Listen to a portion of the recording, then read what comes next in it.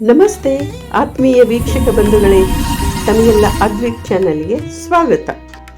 ನಮ್ಮ ಭರತ ಭೂಮಿ ಕಂಡ ಅದ್ಭುತ ಯೋಗಿಗಳಲ್ಲಿ ವೇಮನ್ನರು ಒಬ್ಬರು. ಅವರನ್ನು ಆಂಧ್ರದ ಸರ್ವಜ್ಞ ಎಂದೇ ಕರೆಯುತ್ತಾರೆ. ಅವರು ಬರೀ ಕವಿಗಳಲ್ಲ, ಸಮಾಜದಲ್ಲಿದ್ದ ಮೂಢನಂಬಿಕೆಗಳೆಂಬ ಕಶ್ಮಲಗಳನ್ನು ತೊಳೆಯಲು ಬಂದ ವೈದ್ಯರು. ಅವರ ಮಾತುಗಳು ಕಹಿಯಾದ ಔಷಧಿಯಂತೆ ನೇರ ಮತ್ತು ನಿಷ್ಠೂರ, ಆದರೆ ಅದು ನಮ್ಮ ಅಜ್ಞಾನದ ಕಾಯಿಲೆಗೆ ನಿಜವಾದ ರಾಮಬಾಣ. ವೇಮನ್ನರು ಬಾಹ್ಯ ಆಚರಣೆ ಮತ್ತು ಢಂಬಾಚಾರದ ವಿರೋಧಿಯಾಗಿದ್ದರು. ಜನರು ಕಲ್ಲಿನ ದೇವರಿಗೆ ಮಾಡುವ ಅತಿಯಾದ ಪೂಜೆಯನ್ನು ನೋಡಿ ಅವರು ಮರುಕಪಡುತ್ತಿದ್ದರು. ಅವರು ಜನರನ್ನು ಪ್ರಶ್ನಿಸುತ್ತಿದ್ದರು. ಮಾತನಾಡದ ಕಲ್ಲಿನ ದೇವರಿಗೆ ಹೂವು ಹಾಕಿ ಪೂಜಿಸುತ್ತೀರಿ, ಆದರೆ ನಿಮ್ಮೊಳಗೇ ಇರುವ ಮಾತನಾಡುವ ಚೈತನ್ಯ ಸ್ವರೂಪಿಯಾದ ಆತ್ಮನನ್ನು ಏಕೆ ತಿಳಿಯೋದಿಲ್ಲ? ದೇವರು ಕೇವಲ ಗುಡಿಯಲ್ಲಿಲ್ಲ, ನಿಮ್ಮ ಎದೆಯ ಗೂಡಿನಲ್ಲಿದ್ದಾನೆ ಎಂಬುದು ಅವರ ಸತ್ಯ ಸಂದೇಶವಾಗಿತ್ತು.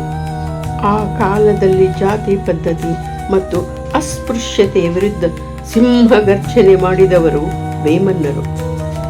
ಮನುಷ್ಯರ ನಡುವೆ ಭೇದ ಭಾವ ಮಾಡುವುದನ್ನು ಅವರು ಕಟುವಾಗಿ ಖಂಡಿಸಿದರು.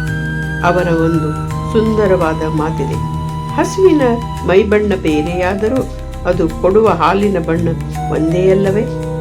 ಹಾಗೆಯೇ ಮನುಷ್ಯರ ಜಾತಿ ಕುಲ ಬೇರೆಯಾದರೂ ಎಲ್ಲರ ದೇಹದಲ್ಲಿ ಹರಿಯುವ ರಕ್ತ ಮತ್ತು ಎಲ್ಲರೊಳಗಿರುವ ಪರಮಾತ್ಮ ಒಂದೇ. ಎಂಥ ಅದ್ಭುತ ಮತ್ತು ಸರಳವಾದ ಸಾಲುಗಳಲ್ಲವೇ? ಇದೇ ಮಾತನ್ನು ನಮ್ಮ ಬಸವಣ್ಣನವರು ಹಾಗೂ ಕನಕದಾಸರು ಮತ್ತು ಉಳಿದ ಶಿವಶರಣರು ಕೂಡ ಇದೇ ತತ್ವವನ್ನು ಮಾತನ್ನು ಹೇಳಿದ್ದಾರೆ. ಕುಲವೆಂದು ಪಡೆದಾಡದಿರಿ, ನಿಮ್ಮ ಕುಲದ ನೆಲೆಯನ್ನೇನಾದರೂ ಬಲ್ಲಿರ ಅಂತ. ಮನಸ್ಸು ಶುದ್ಧವಿಲ್ಲದೆ ಮಾಡುವ ಯಾವ ಪೂಜೆಗೂ ಅರ್ಥವಿಲ್ಲ ಎಂದು ವೇಮನ್ನರು ಹೇಳಿದರು.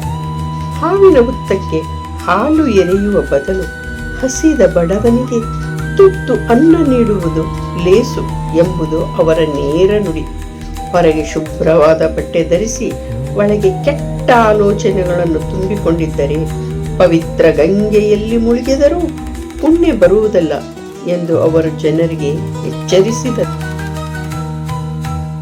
ಕಲ್ಲನಾಗರ ಕಂಡರೆ ಹಾಲೆವರೆಸಿದರು, ದಿಟನಾಗರವ ಕಂಡರೆ ಓಡೆನುವರಯ್ಯ.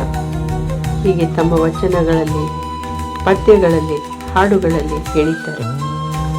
ವೇಮನ್ನರ ಸರಳವಾದ ಕೆಲವು ಪದ್ಯಗಳು ಇಂದಿಗೂ ಜನರ ನಾಲಿಗೆಯಲ್ಲಿ ಜನಪದದಂತೆ ಜೀವಂತವಾಗಿ ಉಳಿದಿವೆ.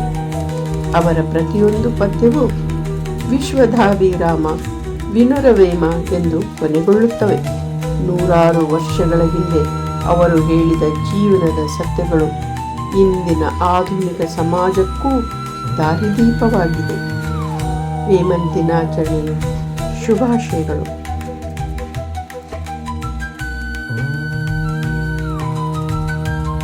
ಬಂಧುಗಳೇ, ಈ ವಿಡಿಯೋ ನಿಮಗೆ ಇಷ್ಟವಾಗಿದ್ದರೆ ಲೈಕ್ ಮಾಡಿ, ಶೇರ್ ಮಾಡಿ, ಸಬ್ಸ್ಕ್ರೈಬ್ ಮಾಡಿ.